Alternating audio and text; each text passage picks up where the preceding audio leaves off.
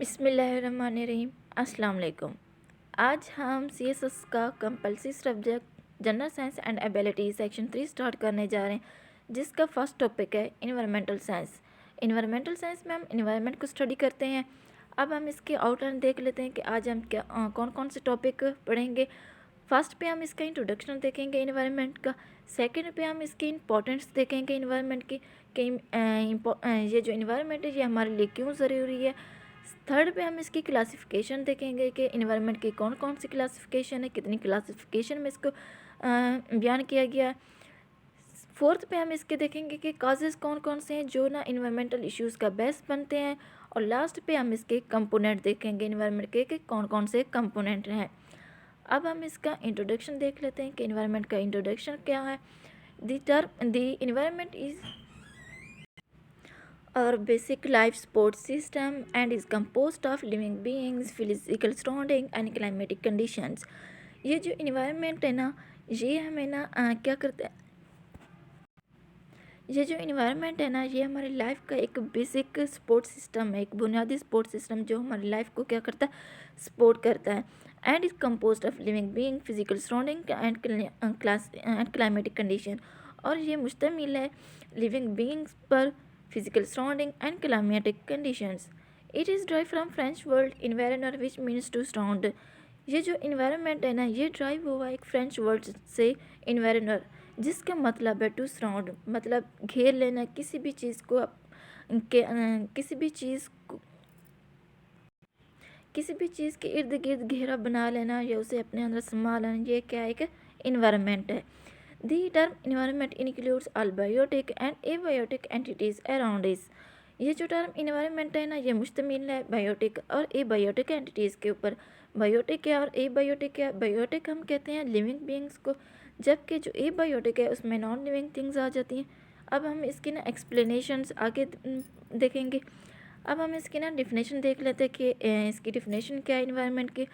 According to Docdex and Holland, the term environment is used to describe in the aggregate all the external forces, influence and conditions which affect life, nature, behavior and growth in development and maturity of living organisms।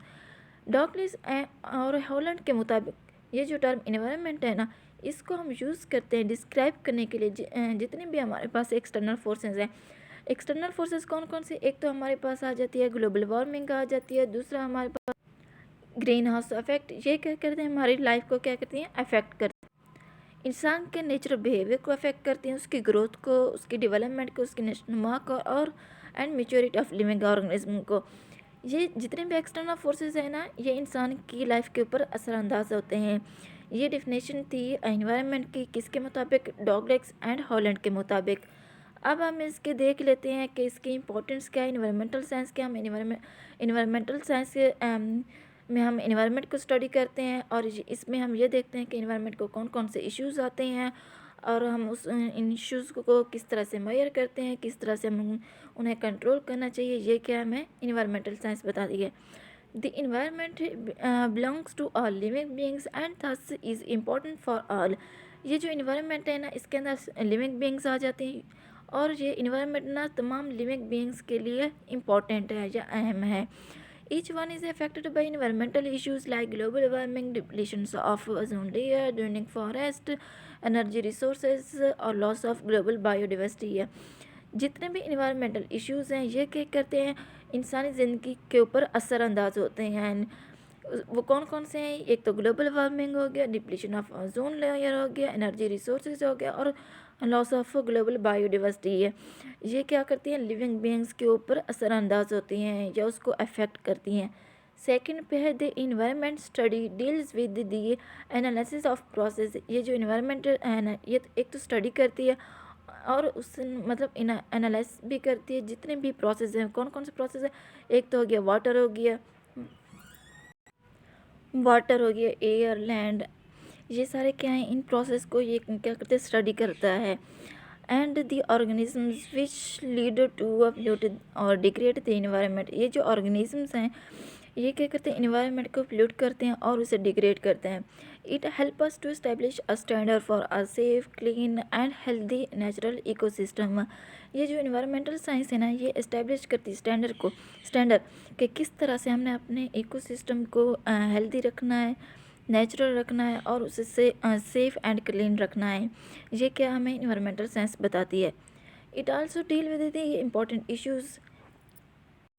ये जो environmental science है ना, ये deal करती है जितने भी important issues हैं, like safe and clean drinking water, कि किस तरह से वाटर को हमने सेफ़ और क्लीन रखना है, hygienic living conditions, clean and fresh airs, fertility of land, कि किस तरह से हमने ज़मीन को फर्टाइल करना है, हेल्दी फूड एंड डेवलपमेंट, कि किस तरह से हमने एक हेल्दी फूड को उसकी एंड हेल्दी फूड की हमने डेवलपमेंट करनी है।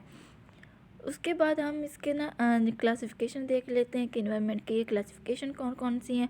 इन्वायरमेंट को ना दो मेजर क्लासिफिकेशन में डिवाइड किया गया है। फर्स्ट पे है फिजिकल इन्वायरमेंट, सेकंड पे है लिविंग इन्वायरमेंट। फिजिकल इन्वायरमेंट में हम ना नॉन लिविंग थिंग्स को स्टडी करते हैं, जैसे कि एयर हो गया, वाटर हो गया, लैंड हो गया, ये सारे क्या हैं, फिजिकल इन्वायरमेंट है, जिसे हम एबायोटिक इन्वायरमेंट भी कहते हैं। सेकंड पे हम इसके देख लेते हैं कि लिविंग इन्वायरमेंट क्या है। लिविंग इन्वायरमेंट में हम लिविंग ऑर्गेनिज्म को स्टडी करते हैं, जैसे कि प्लांट, एनिमल्स, माइक्रो ऑर्गेनिज्म, ये सारे क्या है, लिविंग इन्वायरमेंट हैं, लिविंग ऑर्गेनिजम्स हैं, जिसे हम बायोटिक इन्वायरमेंट भी कहते हैं। अब हम इसकी ना डायग्राम देख लेते हैं कि इसमें कुछ एग्जांपल दी गई हैं कि लिविंग कौन से हैं और नॉन लिविंग कौन से हैं। लिविंग थिंग्स में देख लेते हैं कि ना, एक तो फंजाई है, दूसरा प्लांट है, बैक्टीरिया हो गए, या प्रोटिस्ट हैं, एनिमल्स हैं, ये सारे क्या हैं, लिविंग थिंग्स हैं, ये बायोटिक फैक्टर हैं। अब हम देख लेते हैं कि नॉन लिविंग थिंग्स कौन से हैं। एयर हो गया, टेम्परेचर हो गया, पीएच हो गया, वाटर हो गया, सॉइल हो गया, ह्यूमिडिटी हो गया, ये सारे क्या हैं, नॉन लिविंग थिंग्स हैं या एबायोटिक फैक्टर हैं। उसके बाद हम देखते हैं कि ना कौन कौन से ऐसे काजेज़ हैं जो इन्वायरमेंट को पोल्यूट करते हैं या इन्वायरमेंटल इश्यूज़ का बेस बनते हैं। And the environmental issues can be defined as the harmful effect of any human activities on the environment. जितनी भी ह्यूमन एक्टिविटीज़ हैं या इंसानी गर्मियाँ हैं, उससे जितने भी हार्मफुल इफेक्ट प्रोड्यूस होते हैं ना, वो क्या करते हैं, हमारे इन्वायरमेंट को हमारे इन्वायरमेंट का